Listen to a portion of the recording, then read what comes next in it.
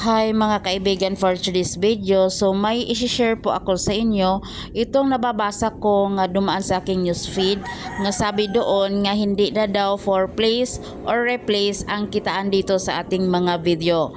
Balik na daw sa dati nga kaunti na lang ang ating earnings sa update ngayon ni Meta. Nako naman Meta, ano na kaya ang mangyari sa aming mga video content kung ganon na lang ang kita? Nakakapagod na mag-isip kung anong video content ang gawin namin. Then ganito lang pala ang kita o earnings nga ibibigay mo, 0.01. Kaya pala ang bagal tumaas ang mga earnings natin sa ating mga video.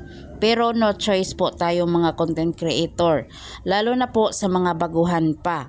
At tuloy pa rin tayo kahit nakakadismaya ang earnings natin. Ganon po talaga. Okay? So yan lang po ang share ko sa inyo mga kaibigan. Thank you for watching. Bye-bye.